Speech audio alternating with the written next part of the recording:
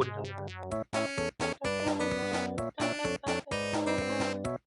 Tom. You need to continue.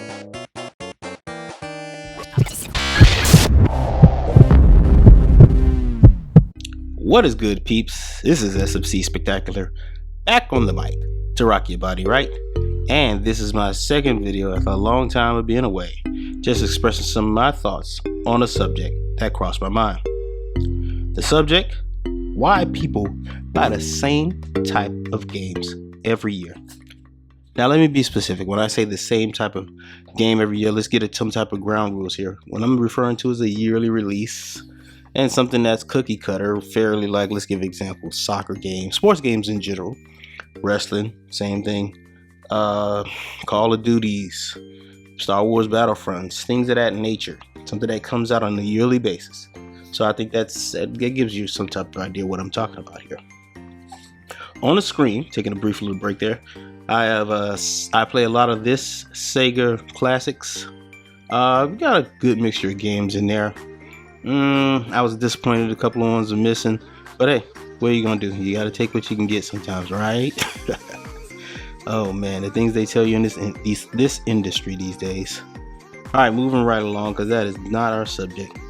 But first thing that crossed my mind when we were talking about this was we're all used to the same BS. We don't demand any improvements.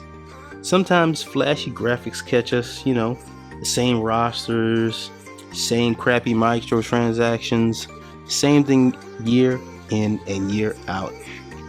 And speaking of microtransactions, I remember when they first started doing season passes, which I mentioned in my last video. I beat it to death because I beat it to death back then. That was the start of something. There's a reporter recently that said, I don't know his name, but what he said was the important thing. He said that the microtransactions in Assassin's Creed aren't intrusive and shouldn't matter.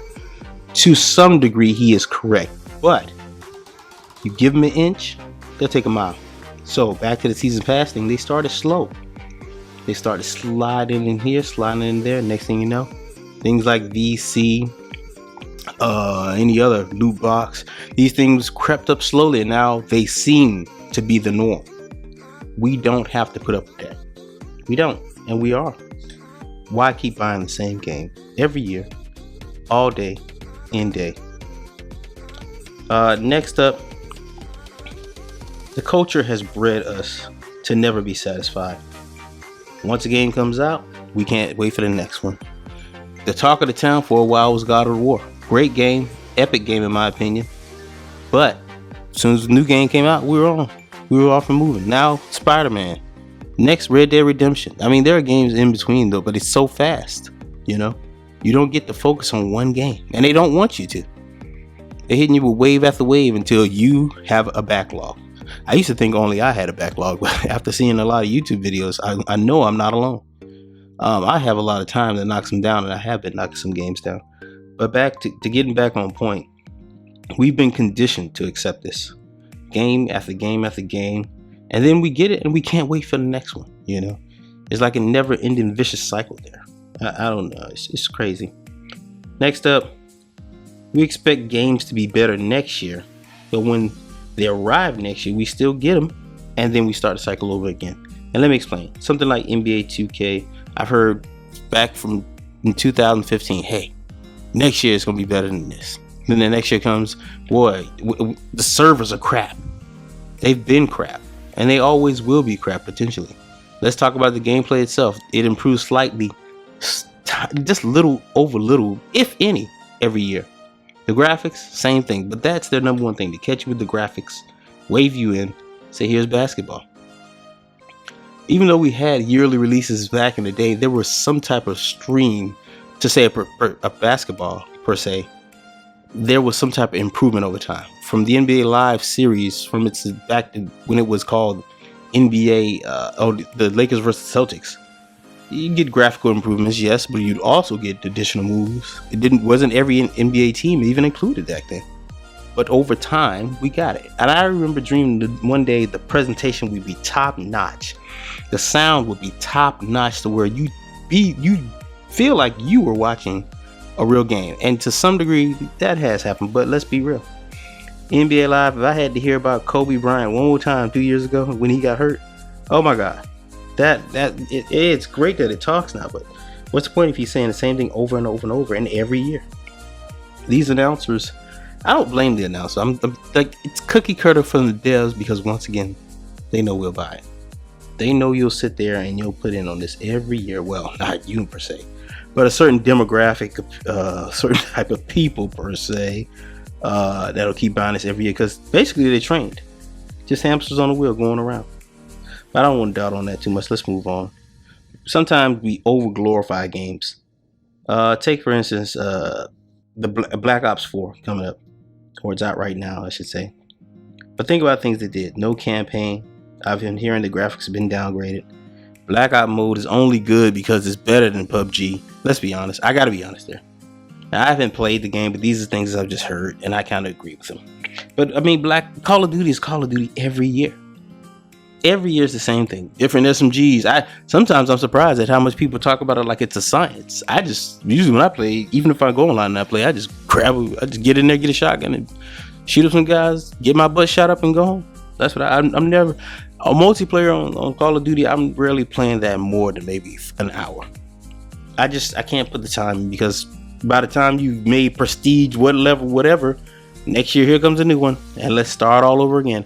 And imagine how much.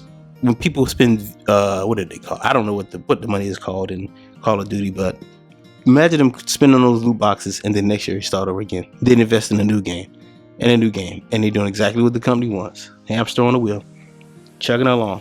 New game, you got to get that new VC. Got to get these new loot boxes.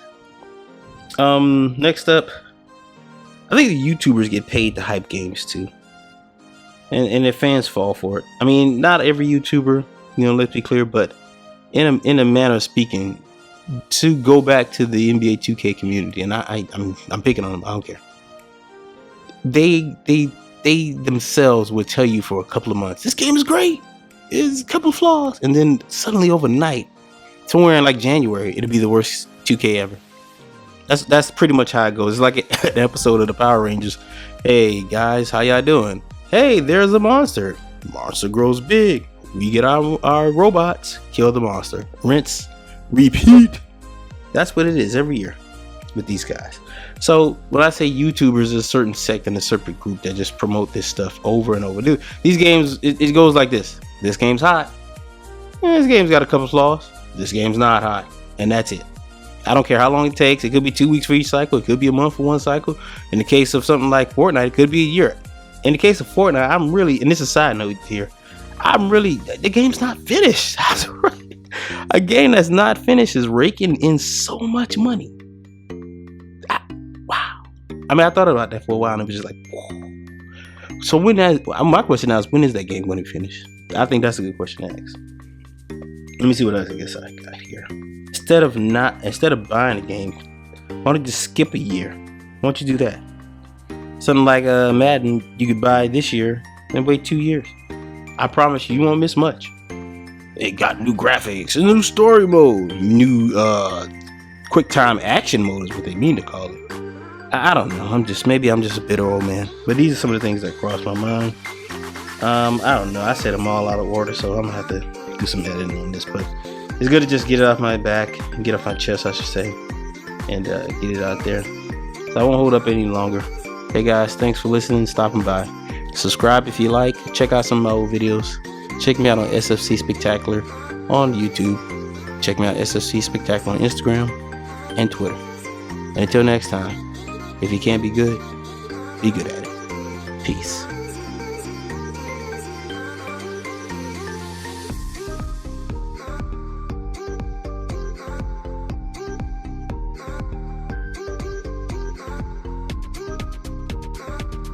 Good sir, I do believe I've shat in my pantaloons.